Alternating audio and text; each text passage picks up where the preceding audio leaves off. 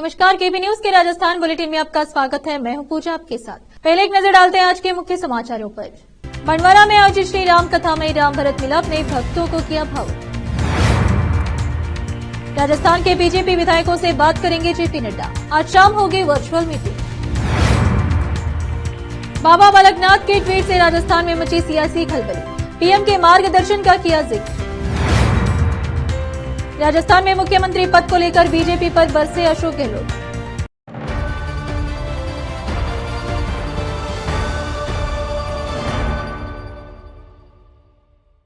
समाचारों का सिलसिला शुरू करते हुए देखते हैं समाचार विस्तार से।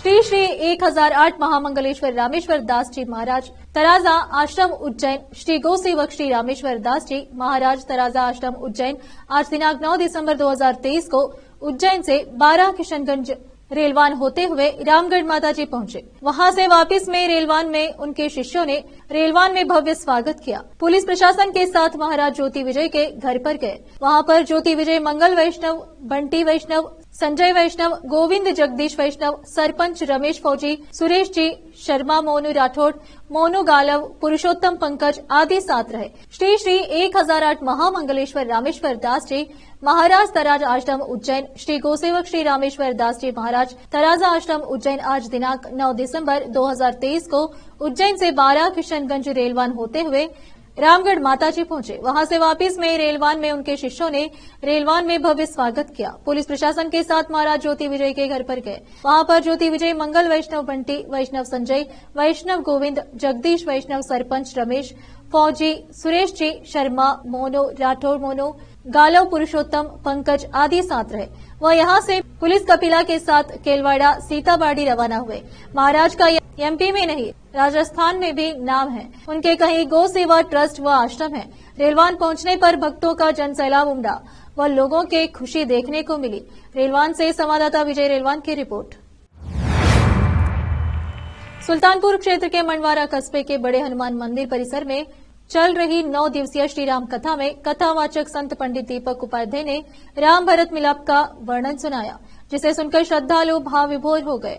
कथाव्यास ने कहा कि श्रीराम भरत जैसा आदर्श प्रेम विश्वास के किसी साहित्य में देखने को सुनने को नहीं मिलता। श्री राम ने पिता की आज्ञा को सर्वोपरि मानकर मर्यादा की सौगंध देकर भरत से अयोध्या का राज सिंहासन संभालने का आदेश दिया। भरत ने सिंहासन चलाने के लिए प्रभु श्री राम से उनकी चरण पादुका मांग ली। जब तक श्री राम अयोध्या वापस नहीं आएंगे, राजकाल चलाने में उन्हीं चरण पादुकाओं का आदेश मानकर राज से दूर नंदीग्राम में रहकर राजकाज का कार्य संपन्न किया जाएगा।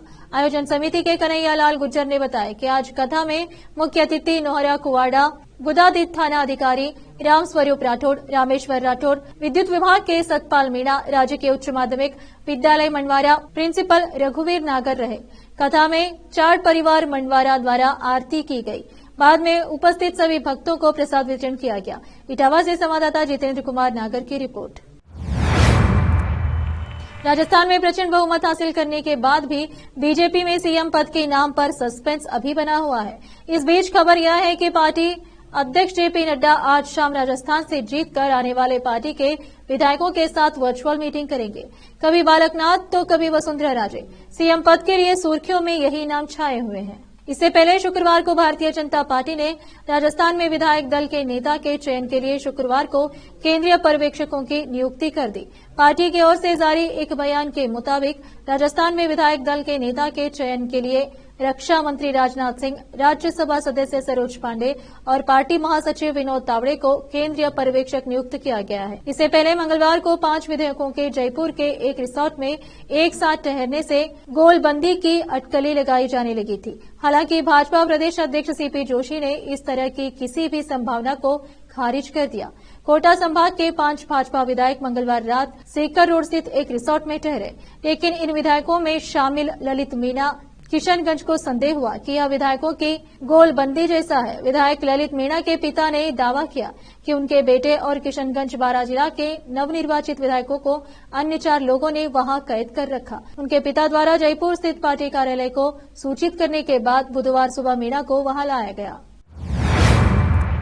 राजस्थान का अगला मुख्यमंत्री कौन होगा, ये तय करने के लिए आज बीजेपी के 3 पर्यवेक्षक दिल्ली से जयपुर आ रहे हैं। यहां वे नवनिर्वाचित विधायकों के साथ सीएम फेस पर मंथन करेंगे और फिर पार्टी हाईकमान को रिपोर्ट सौंपेंगे। लेकिन इस मीटिंग से पहले बाबा बालकनाथ ने एक ट्वीट करके राजस्थान में सियासी हलचल बढ़ा दी है। बाबा बालकनाथ ने एक्स पर लिखा, पार्टी व प्रधानमंत्री नरेंद्र मोदी के नेतृत्व में जनता जनार्दन ने पहली बार संसद व विधायक बनाकर राष्ट्र सेवा का अवसर दिया। चुनाव परिणाम आने के बाद से मीडिया व सोशल मीडिया पर चल रही चर्चाओं को नजरअंदाज करें। मुझे अभी प्रधानमंत्री के मार्गदर्शन में अनुभव प्राप्त करना है। दरअसल सीएम की कुर्सी को लेकर राजस्थान का सियासी पारा हाई है। इस बार तिजारा विधानसभा क्षेत्र से विधायक निर्वाचित होने के बाद अस्थल बोहर स्थित बाबा मस्तनाथ मठ के महंत बालकनाथ योगी की दावेदारी मजबूत मानी जा रही है। बालकनाथ के लोकसभा की सदस्यता से इस्तीफा देने के बाद दिल्ली में भी सक्रियता बढ़ गई है। गुरुवार को उन्होंने केंद्रीय गृह मंत्री अमित शाह से भी मुलाकात की है, जिसके बाद से अटकलों का बाजार गर्म हो गया है। हालांकि भाजपा के केंद्रीय नेतृत्व ने सीएम के चयन को लेकर पर्यवेक्षकों की नियुक्ति कर दी है। आपको बताते चले कि बाबा मस्तनाथ मठनाथ संप्रदाय का बड़ा केंद्र है। इस मठ की राजनीति में बड़ी भागीदारी रही है। बाबा बालकनाथ मठ से तीसरे महंत हैं जो राजनीति में सक्रिय हैं। वे सबसे पहले 2019 में अलवर लोकसभा से सांसद निर्वाचित हुए थे।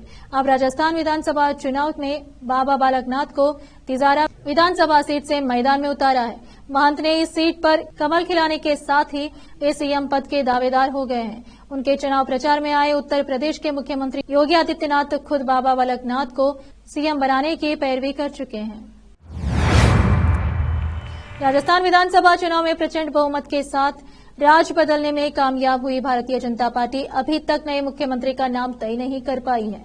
चुनाव का रिजल्ट आए 6 दिन बीत चुके हैं, लेकिन अभी भी प्रदेश में सीएम फेस को लेकर सस्पेंस बना हुआ है। ऐसे में अब कांग्रेस पार्टी बीजेपी पर हमलावर हो गई है। राजस्थान के कार्यवाहक मुख्यमंत्री और कांग्रेस नेता अशोक गहलोत ने इसे बीजेपी की पोल खुलना करारा दिया। गहलोत ने कहा, बीजेपी पोल खुलती जा रही है। 6 दिन तक जो मुख्यमंत्री का चेहरा तय नहीं कर पा रहे और बात करते हैं कि हमारी पार्टी में अनुशासन है। अगर कांग्रेस ऐसा करती तो बीजेपी नेता हमारी पार्टी में झगड़ा और आपसी फूट होने के आरोप लगाते। लेकिन अब मैं पूछता हूं, आपकी देरी की क्या वजह है? 6 दिन बाद भी बीजेपी राजस्थान के नए सीएम के नाम का ऐलान क्यों नहीं कर पाई है? आखिर इसकी क्या वजह है? कांग्रेस नेता गहलोत यही नहीं रुके। बीजेपी पर हमला बोलते हुए उन्होंने आगे कहा, सुखदेव सिंह गोगामेडी की हत्या के लिए भी मुझे भारत सरकार को लिखना पड़ा कि हमें एनआईए जांच से कोई आपत्ति नहीं है। ये काम नए मुख्यमंत्री को करना चाहिए था, क्योंकि मुझे नए मुख्यमंत्री की शपथ तक गवर्नर साहब ने कार्यवाहक बना रखा है, इसलिए उनका काम मुझे करना पड़ रहा है। मैं चाहता हूं भाजपा जल्दी कोई फैसला ले। अशोक गहलोत के बयान पर पलटवार करते हुए बीजेपी विधायक वासुदेव देवनानी ने कहा, अशोक गहलोत को खुद देखना चाहिए कि पिछली बार जब नतीजे आए थे तो उन्होंने सीएम कैबिनेट मंत्री और विभागों का बंटवारा तय करने में कितने दिन लगाए थे। कांग्रेस टुकड़ों में बटी हुई थी और सचिन पायलट और अशोक गहलोत के बीच मतभेद थे। अब जब वह कांग्रेस को जीत नहीं दिला पा रहे हैं तो यह कहकर अपनी हताशा दूर करने की कोशिश कर रहे हैं। रोकते समाचारों का सिलसिला ब्रेक के लिए, जल्द लौटते हैं ब्रेक के बाद। हिंदुस्तान के हर कोने में हम हैं मौजूद। 24 घंटे हालात पर गहरी नजर, खबरों से जुड़े चुपते सवालात और आपको दिखाता है धार्मिक, सामाजिक, राजनीतिक, लोकल और इंटरनेशनल न्यूज की सबसे बेहतर कवरेज, जो आपको रखती है हर पल बाखबर। देश और दुनिया भर की खबर के लिए देखते रहें केपी न्यूज 24/7। ब्रेक के बाद आपका स्वागत है। आइए देखते हैं समाचार। राजस्थान के लिए भारतीय जनता पार्टी ने पर्यवेक्षकों के नाम का ऐलान कर दिया है। केंद्रीय रक्षा मंत्री राजनाथ सिंह, विनोद तावड़े और सरोज पांडे को आज ही राजस्थान भेजा जाएगा। इसके बाद कल और परसों यानी 9 और 10 दिसंबर को विधायक दल की मीटिंग हो सकती है। इसके बाद 10 दिसंबर को सीएम के नाम पर मोहर लग जाएगी। कांग्रेस के शीर्ष नेतृत्व ने राजस्थान के हालिया विधानसभा चुनाव में पार्टी को मिली हार की समीक्षा के लिए शनिवार को बैठक की। इस बैठक में यह फैसला किया गया कि कमियों को दूर करके तथा एकजुट होकर अगले लोकसभा चुनाव की तैयारियों में जुट जाना है। कांग्रेस अध्यक्ष मल्लिकार्जुन खड़गे ने दिल्ली में अखिल भारतीय कांग्रेस कमेटी हेडक्वार्टर में समीक्षा बैठक बुलाई थी। इस बैठक में पार्टी के पूर्व अध्यक्ष राहुल गांधी और अन्य वरिष्ठ नेता भी मौजूद थे। राजस्थान से संबंधित समीक्षा बैठक में पूर्व मुख्यमंत्री अशोक गहलोत, पूर्व उप मुख्यमंत्री सचिन पायलट, प्रदेश कांग्रेस कमेटी के अध्यक्ष गोविंद सिंह डोटासरा, प्रदेश प्रभारी सुखजिंदर सिंह रांगवा तथा कई अन्य वरिष्ठ नेताओं ने भाग लिया। बैठक के बाद रांगवा ने कहा, काफी लंबी चर्चा हुई है। हमारे कई उम्मीदवार बहुत कम वोटों से हारे। हमने नेतृत्व को बोल दिया है कि हम लोकसभा चुनाव की तैयारियां करेंगे। जहां जहां कमियां थी उनको हम दूर करके चुनाव लड़ेंगे, एकजुट होकर लड़ेंगे। उन्होंने कहा कि विधानसभा चुनाव में भी पूरी कांग्रेस एकजुट होकर लड़ी थी। राष्ट्रीय राजपूत करणी सेना के अध्यक्ष सुखदेव सिंह गोगामेडी की हत्या के मामले की जांच राष्ट्रीय सुरक्षा एजेंसी यानी एनआईए को दी जा रही है। राजस्थान सरकार ने इस बारे में एनआईए को पत्र भेज दिया है। कार्यवाहक मुख्यमंत्री अशोक गहलोत के हस्ताक्षर से प्रस्ताव भेजा गया है। दिल्ली में मीडिया से बातचीत करते हुए गहलोत ने इसकी पुष्टि की है। शनिवार को समीक्षा बैठक के लिए दिल्ली पहुंचे कार्यवाहक मुख्यमंत्री अशोक गहलोत ने कहा, सुखदेव सिंह गोगामेडी की हत्या हुई है। एनआईए जांच के लिए केंद्र सरकार को मुझे लिखकर भेजना पड़ा। एनआईए जांच का लेटर मेरे साइन के बाद भेजा गया है, जबकि यह काम नए मुख्यमंत्री का था। भाजपा 6 दिन में नया मुख्यमंत्री नहीं तय कर पाई है। यही काम अगर कांग्रेस ने किया होता तो ये लोग बहुत चिल्लाते। उन्होंने बताया कि लेटर में कहा गया है कि इस मर्डर की जांच एनआईए से होनी चाहिए। हमें ऑब्जेक्शन नहीं है। राज्यपाल ने मुझे कार्यवाहक सीएम बना रखा है। जब तक नया सीएम शपथ नहीं ले लेता मुझे कार्रवाई करनी पड़ेगी। मैं चाहता हूं जल्दी इसका फैसला हो। राजस्थान सरकार के गृह विभाग की ओर से भेजे गए प्रस्ताव में कहा गया है, इस मामले के जो मुख्य आरोपी या मास्टरमाइंड है कई राज्यों में सक्रिय हैं। ऐसे में यह राष्ट्रीय सुरक्षा का विषय बन जाता है और इसीलिए इसकी जांच राष्ट्रीय सुरक्षा एजेंसी को करनी चाहिए। गौरतलब है कि इस हत्याकांड की जिम्मेदारी लॉरेंस बिश्नोई गैंग से जुड़े रोहित गोदारा ने ली है, जो एक इंटरस्टेट गैंग है। राजपूत समाज की ओर से भी यही मांग सरकार से की गई थी। राजस्थान के कुछ जगहों पर बारिश के बाद अब सर्दी बढ़ गई है। राजस्थान के कई जिलों में कड़ाके की सर्दी पड़ रही है। बीती रात सीकर का फतेहपुर सबसे ठंड स्थान रहा, जहां न्यूनतम तापमान 5.2 डिग्री सेल्सियस दर्ज किया गया। मौसम केंद्र जयपुर के अनुसार बीती रात न्यूनतम तापमान सीकर में 7.0 डिग्री सेल्सियस, चूरू में 7.3 डिग्री सेल्सियस, संगारिया में 7.9 डिग्री सेल्सियस, पिलानी में 8.1 डिग्री सेल्सियस, जलोरो में 8.3 डिग्री सेल्सियस और गंगानगर में 9.5 डिग्री सेल्सियस दर्ज किया गया। इसी तरह यह चित्तौड़गढ़ में 10.6 डिग्री सेल्सियस और जोधपुर में 10.8 डिग्री सेल्सियस रहा। मिली जानकारी के अनुसार ठंडी हवाओं से तापमान में लगातार गिरावट दर्ज की जा रही है। अगले 24 घंटे के दौरान तापमान में और गिरावट के आसार है। 10 दिसंबर तक मौसम शुष्क रहेगा, लेकिन ठंड से राहत मिलने वाली नहीं है। कई जिलों में सुबह सुबह कोहरा भी पड़ रहा है।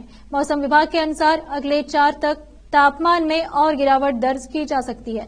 सुबह कोहरा पड़ेगा और धुंध छाई रहेगी। सर्दी से बचने के लिए लोगों को आलवा और गर्म कपड़ों का सहारा लेना पड़ रहा है। फिर से एक नजर मुख्य समाचारों पर। बंडवारा में आयोजित श्री राम कथा में राम भरत मिलाप ने भक्तों को किया भावुक। राजस्थान के बीजेपी विधायकों से बात करेंगे जेपी नड्डा। आज शाम होगी वर्चुअल मीटिंग। बाबा बालकनाथ के ट्वीट से राजस्थान में मची सियासी खलबली। पीएम के मार्गदर्शन का किया जिक्र।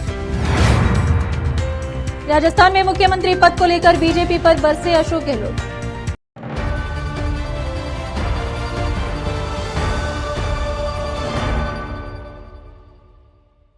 केपी न्यूज के राजस्थान के बुलेटिन में आज इतना ही। अन्य समाचारों के लिए जुड़े रहे हमारे चैनल से। धन्यवाद।